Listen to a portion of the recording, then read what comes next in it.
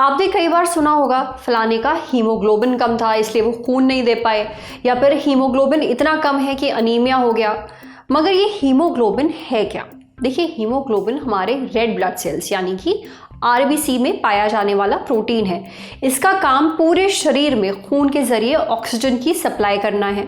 अब हीमोग्लोबिन कम होना ये अच्छी बात नहीं है, लेकिन क्या आपको ये पता है कि हीमोग्लोबिन ज़्यादा होना भी दिक्कत की बात है और ये हेल्दी नहीं होता है।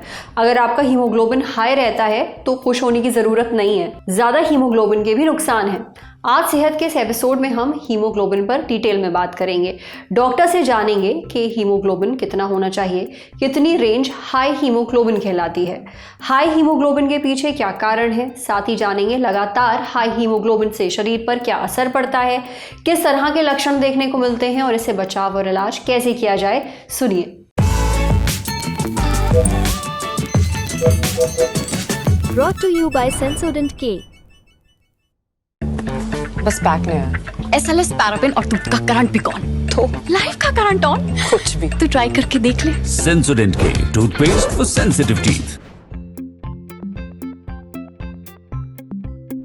हेल्दी रहने के लिए महिलाओं में 12 से 15.5 ग्राम पर डेसीलीटर हीमोग्लोबिन और पुरुषों में 13 से 17.5 ग्राम पर डेसीलीटर हीमोग्लोबिन सही माना जाता है। हाई हीमोग्लोबिन की मात्रा महिलाओं में यदि 15.5 ग्राम पर डेसीलीटर से ज्यादा होती है और पुरुषों में 17.5 ग्राम पर डेसीलीटर से ज्यादा होती है तो उसको सही नहीं माना जाता। हाई हीमोग्लोबिन के कारण जनरली आप में देखा जाता है कि आपको स्मोकिंग की वजह से हो सकता है, डिहाइड्रेशन की वजह से, कार्डियक प्रॉब्लम्स यानी कि हृदय रोग, लंग प्रॉब्लम्स यानी रेस्पिरेटरी इश्यूज, कुछ मेडिसिन की वजह से भी आपको हाई हीमोग्लोबिन हो सकता है। आप जरूर ध्यान रखें कि कुछ ब्लड डिसऑर्डर्स होते हैं जिसकी वजह से आपका हीमोग्लोबिन काफी ज्यादा बढ़ सकता है। यदि किसी इंसान में हीमोग्लोबिन कंटिन्यूअसली हाई चल रहा है तो उनमें ये 4 लक्षण हो सकते हैं: रक्त वाहिकाओं का जाम होना, हृदय रोग होना, स्ट्रोक का चांसेस बढ़ना और श्वास में तकलीफ रहना। हाई हीमोग्लोबिन के लक्षण कुछ इस प्रकार के होते हैं: सिर दर्द होना, सांस लेने में तकलीफ होना, त्वचा का पीलापन आना और इवन चक्कर आके थकान महसूस होना। अगर ये आपको कोई भी सिम्टम आए तो आप प्लीज अपने डॉक्टर की सलाह जरूर लें। रक्त जांच कराते रहें, व्यायाम जरूर करें, पानी की मात्रा खाने में अच्छी रखें, धूम्रपान ना करें और अपने डॉक्टर की सलाह जरूर लें, उसी के हिसाब से दवाइयां लें और भूलें ना आवश्यक अनुसार रक्तदान करें जिससे हाई हीमोग्लोबिन की प्रॉब्लम ना हो। अगर आपको अपने शरीर में हीमोग्लोबिन का लेवल पता नहीं है तो कंप्लीट ब्लड काउंट यानी कि CBC नाम का एक टेस्ट करवा लीजिए। ये एक ब्लड टेस्ट है, इससे पता चल जाता है कि खून में हीमोग्लोबिन कितना है। ये टेस्ट आप अपने नज़दीकी पैथ लैब में करवा सकते हैं। अब बढ़ते हैं सेहत के अगले सेगमेंट की तरफ, तन की बात। अपने लाइफस्टाइल में ये 5 बदलाव करिए, थायराइड कंट्रोल में रहेगा।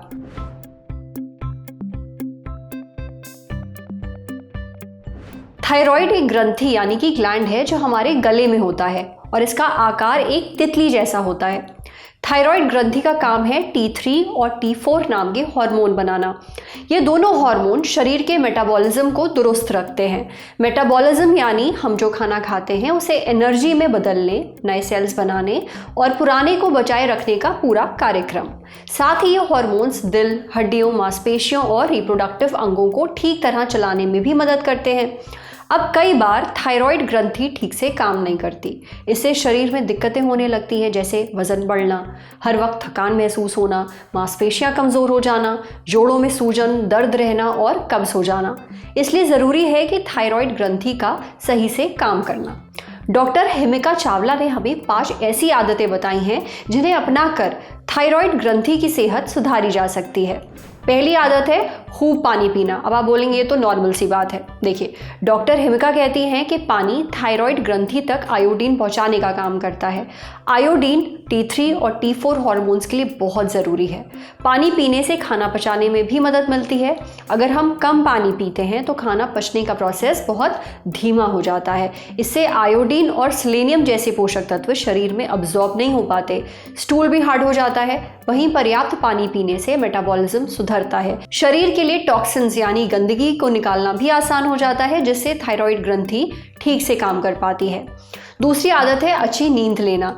7 से 8 घंटे की बढ़िया नींद लेने से मेटाबॉलिज्म सुधरता है, स्ट्रेस कम होता है, जिससे थायराइड ग्रंथि अच्छे से काम कर पाती है। अच्छी नींद से इम्यूनिटी बढ़ती है। मजबूत इम्यूनिटी यानी थायराइड से जुड़ी दिक्कतों का कम रिस्क। तीसरी आदत है रोज एक्सरसाइज करना। इससे मेटाबॉलिज्म सुधरता है, थायराइड हार्मोन्स का प्रोडक्शन बढ़ता है, साथ ही एंडोर्फिन नाम का हैप्पी हार्मोन भी रिलीज होता है। ये हैप्पी हार्मोन हमारा मूड सुधारता है और डिप्रेशन और एंजाइटी के लक्षणों को कम करता है। एक्सरसाइज से एक हेल्दी वेट मेंटेन करने में भी मदद मिलती है। चौथी आदत है स्ट्रेस मैनेज करना। डॉक्टर हिमका कहती हैं कि जब हम स्ट्रेस में होते हैं तो शरीर में कॉर्टिसोल हार्मोन का लेवल बढ़ जाता है। फिर ये थायराइड ग्रंथि को मैसेज पहुंचाता है कि हार्मोन कम रिलीज करो। इसके अलावा जब हम स्ट्रेस में होते हैं तो एक्सरसाइज करने का मन नहीं करता है, ठीक से नींद नहीं आती है, खाना गड़बड़ा जाता है, जिससे थायराइड ग्रंथि को नुकसान पहुंचता है। पांचवी आदत है आयोडीन और सेलेनियम से भरपूर चीज़ें लें। आयोडीन के लिए दूध, योगर्ट, चीज़, डेयरी प्रोडक्ट्स, अंडा, आयोडीन वाला नमक, टूना मछली और सूखा आलू बुखारा खाया जा सकता है। वहीं सेलेनियम के लिए ब्राज़ील नट्स, मीट, मछली, अंडे, सनफ्लावर सीड्स, पके हुए ब्राउन राइस, ब्रेड, मशरूम, पालक, दूध, दालें और योगर्ट ले सकते हैं। समझे? अब बारी सेहत के आखिरी सेगमेंट की, खुराक यानी झक्कासी हेल्थ टिप। इन लक्षणों से पता चलता है शरीर में प्रोटीन की कमी है। प्रोटीन को हमारे शरीर का बिल्डिंग ब्लॉक कहा जाता है, यानी शरीर में जितने भी सेल्स हैं उनमें प्रोटीन भी होता है। सेल यानी शरीर का सबसे बेसिक यूनिट। कुल मिलाकर आपके बालों से लेकर मांसपेशियों तक के लिए प्रोटीन बहुत ज़रूरी है।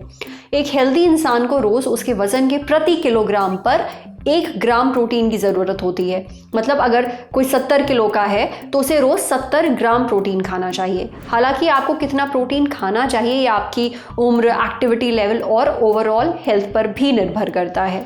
जैसे जो एथलीट्स हैं या बुज़ुर्ग हैं उन्हें ज़्यादा प्रोटीन की ज़रूरत पड़ती है, लेकिन फिर भी कई बार हम ज़रूरत जितना प्रोटीन नहीं खाते हैं, तब शरीर में प्रोटीन की कमी होने लगती है और हमें कुछ लक्षण दिखाई देते हैं।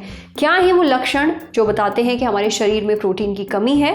यह हमें बताया डॉक्टर प्रीति सेठ ने। डॉक्टर प्रीति कहती हैं कि प्रोटीन की कमी होने पर बार बार भूख लगती है। दरअसल प्रोटीन को पचने में ज़्यादा समय लगता है, इससे पेट भी देर तक भरा हुआ रहता है और हमें जल्दी भूख नहीं लगती।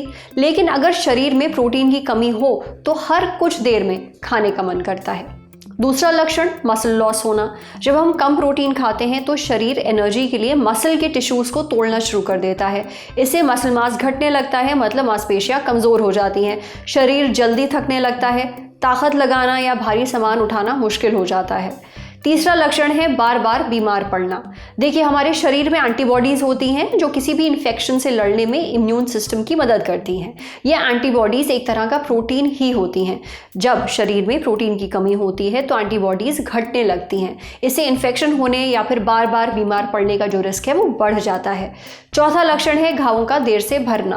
प्रोटीन हमारे शरीर के टिश्यूज़ की मरम्मत करता है, जिससे घाव भी जल्दी भरते हैं, लेकिन प्रोटीन की कमी होने पर घावों को भरने में ज़्यादा समय लगता है, यानी चोट देर से ठीक होती है।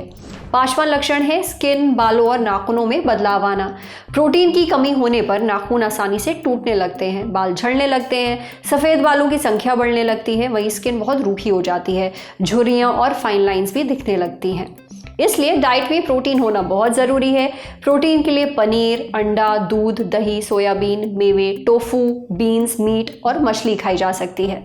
आज सेहत पर इतना ही। अगर आप एक डॉक्टर हैं, हमसे कुछ शेयर करना चाहते हैं तो जो ईमेल आईडी इस वक्त आपको अपनी स्क्रीन पर दिख रही है उस पर हमें एक मेल भेज दीजिए। शुक्रिया।